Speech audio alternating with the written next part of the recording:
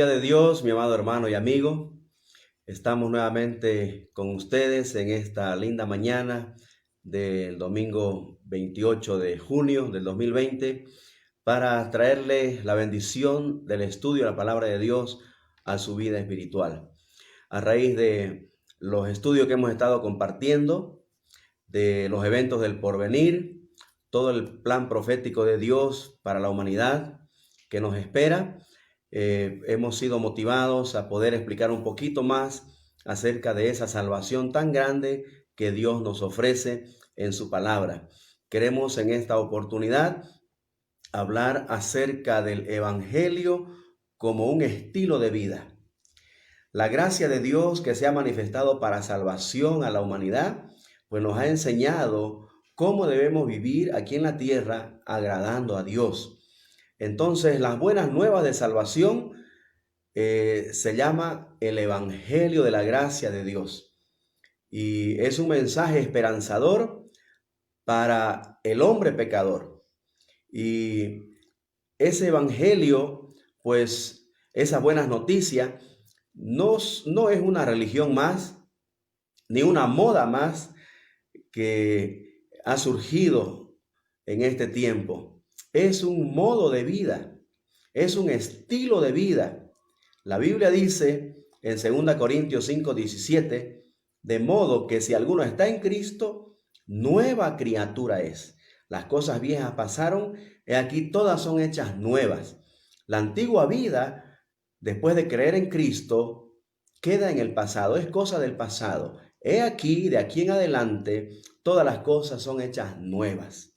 La nueva vida en Cristo es un modo, un estilo de vida diferente al que antes vivía sin Cristo.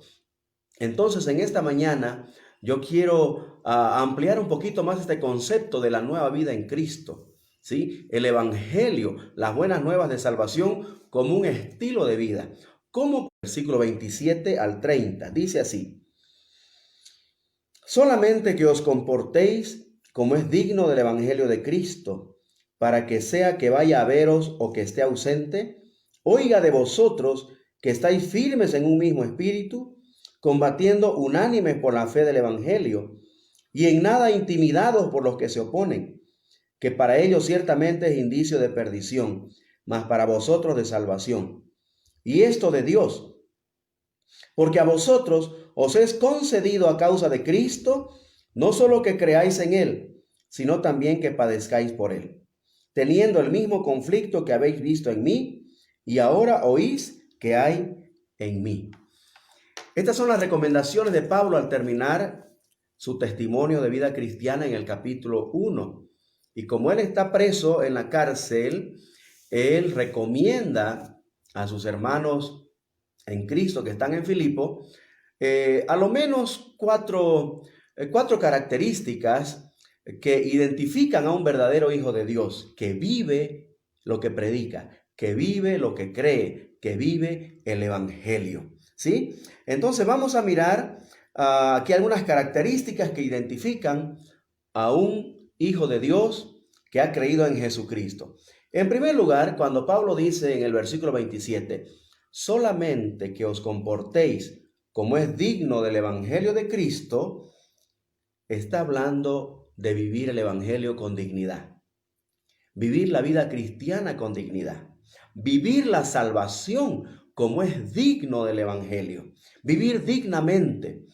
Esta recomendación tiene que ver con el testimonio de vida cristiana, con la conducta de un hijo de Dios, ¿sí? Entonces, esta palabra os comportéis es un solo término griego, politeueste, de donde viene la palabra política, la palabra policía, ¿no? Politeueste. Y tiene que ver con ejercer la ciudadanía.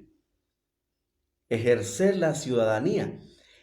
Filipo era una colonia romana y en ese tiempo el obtener la ciudadanía romana era un gran privilegio.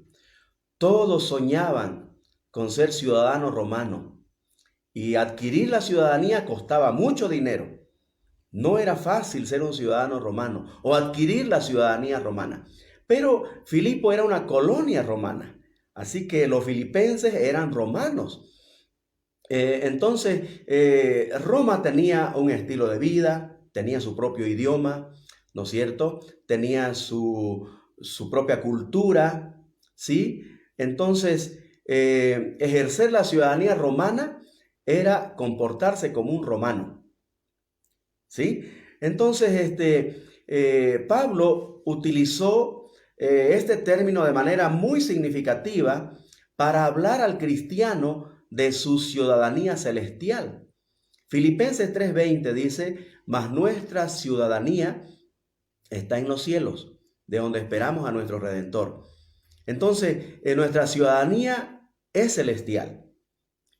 Aquel que cree en Jesucristo, aparte de su ciudadanía terrenal, en mi caso boliviano, ¿no?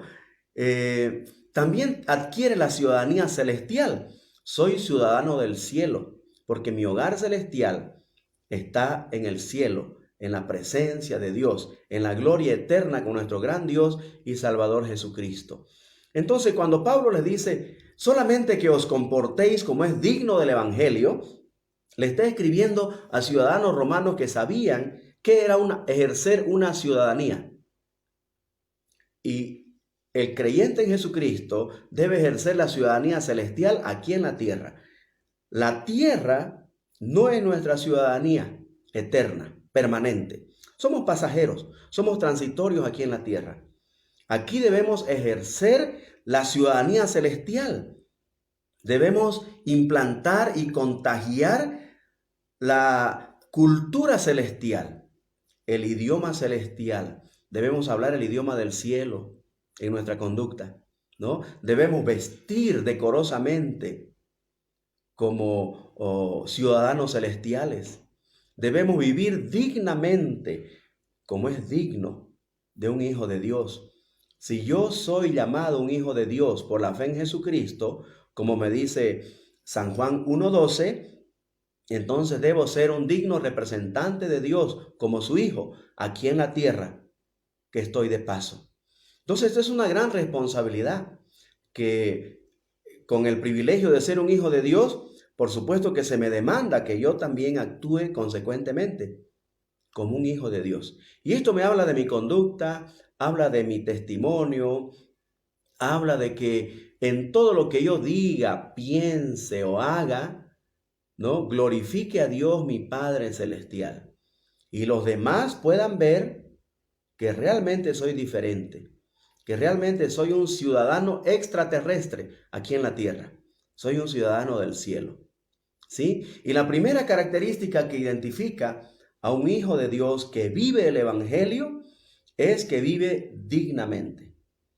Es un digno representante de Jesucristo aquí en la tierra que ejerce su ciudadanía celestial en todo su estilo de vida. Y la gente que nos rodea lo percibe, se da cuenta. Por sus frutos los conoceréis, dijo el Señor Jesucristo. Y esta es la primera marca de un hijo de Dios, de alguien que ha creído en Jesucristo y es salvo y su ciudadanía está en el cielo. ¿Ya? Entonces el Evangelio como estilo de vida nos enseña en primer lugar que debemos vivir dignamente el Evangelio. En segundo lugar, encontramos de que el Evangelio también debemos vivirlo con firmeza. Dice el versículo 27, la segunda parte, para que, o sea que vaya a veros o que esté ausente, dice, oiga de vosotros que estáis firmes en un mismo espíritu. Firmes en un mismo espíritu.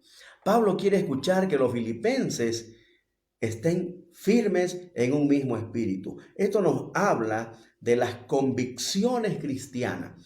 Esto nos habla de la seguridad de vivir lo que hemos creído. Porque según creemos, así vivimos. Y si nosotros estamos firmes en nuestra fe, firmes en lo que hemos creído, entonces no va a haber ninguna tempestad, no va a haber ninguna situación de crisis o algún problema que pueda movernos, porque nuestras raíces están bien firmes en lo que hemos creído. La Biblia insiste bastante en que un hijo de Dios, un ciudadano del cielo, tiene que tener convicciones firmes. Debemos estar arraigados profundamente en nuestra fe, en lo que dice la palabra del Señor. Criar raíces profundas de nuestra fe, raíces fuertes, para que cuando venga el tiempo de la prueba, de la tempestad, ¿no?, permanezcamos firmes. La Biblia dice, por ejemplo, que debemos estar firmes en la fe. Firmes en la fe. Esto encontramos esta exhortación en la palabra del Señor, 1 Corintios 16:13, 1 Pedro 5:9. Son versículos que nos hablan de que debemos estar firmes en la fe. Debemos ser fieles, fieles a Dios, ¿sí? Fieles a nuestra iglesia local, fieles a nuestra comunidad de hermanos en la fe, fieles en la fe, fieles en la fe.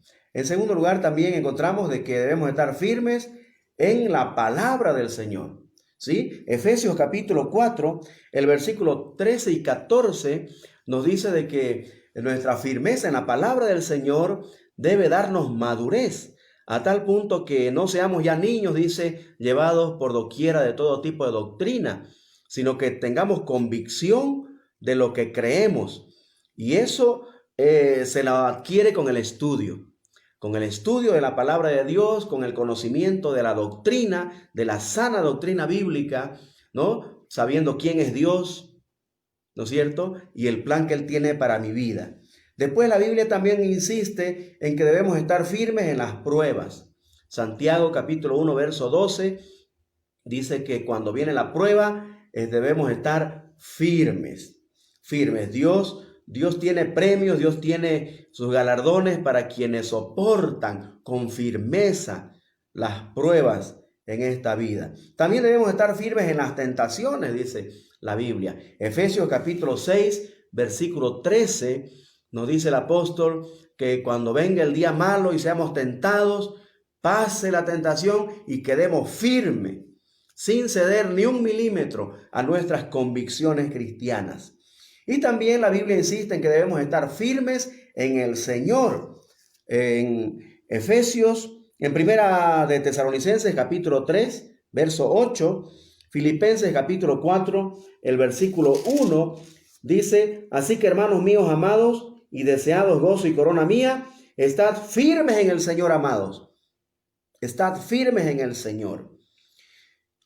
Nuestra fe en el Señor Jesucristo debe ser una fe convincente, una fe firme, que nada ni nadie nos mueva de las convicciones cristianas que hemos adquirido a través del estudio de la Biblia, la palabra del Señor. ¿Sí? Una de las marcas características de un ciudadano del cielo es su firmeza. Son sus convicciones firmes en lo que cree.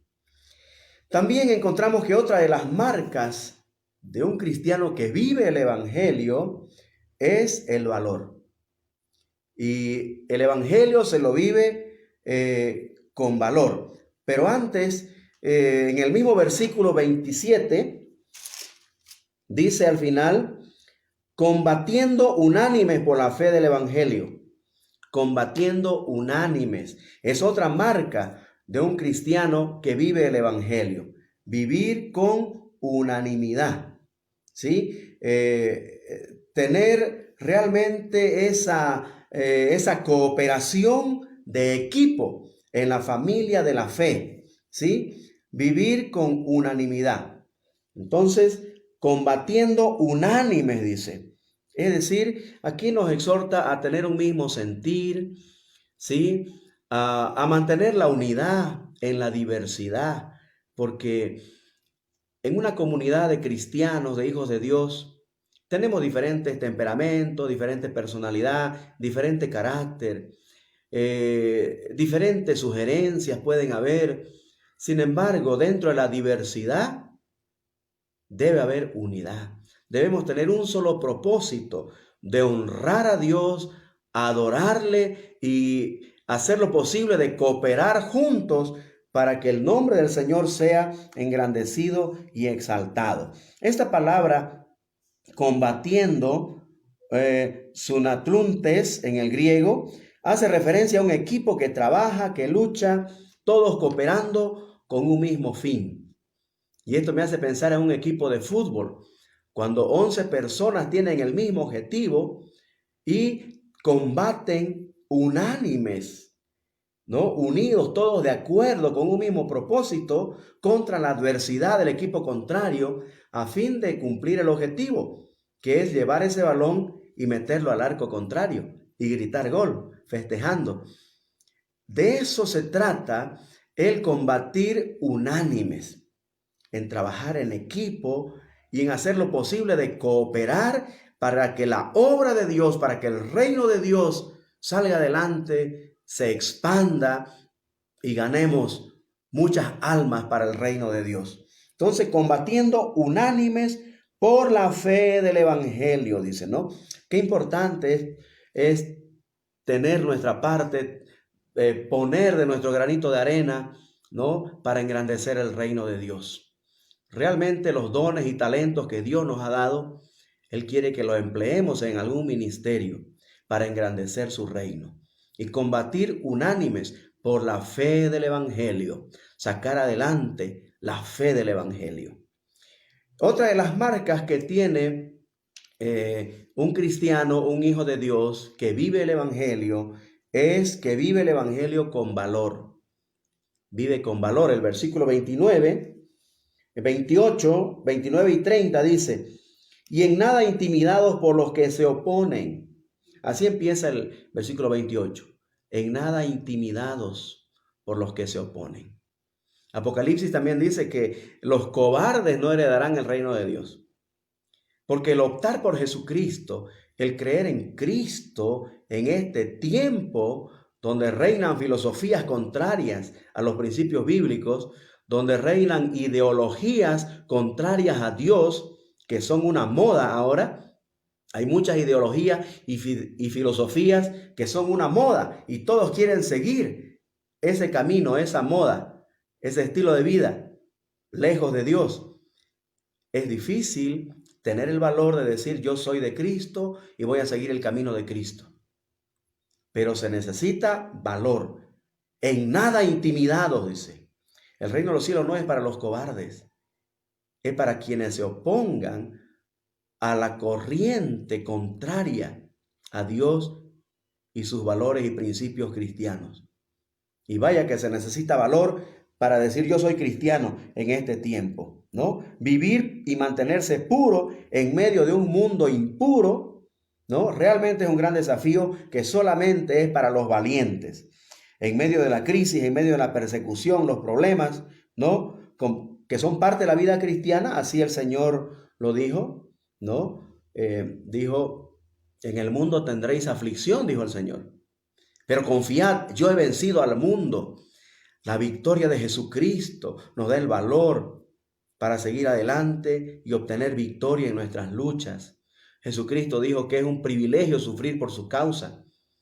La última de las bienaventuranzas dice, bienaventurados sois cuando por mi causa os vituperen, os insulten, os persigan y digan toda clase de mal contra vosotros mintiendo.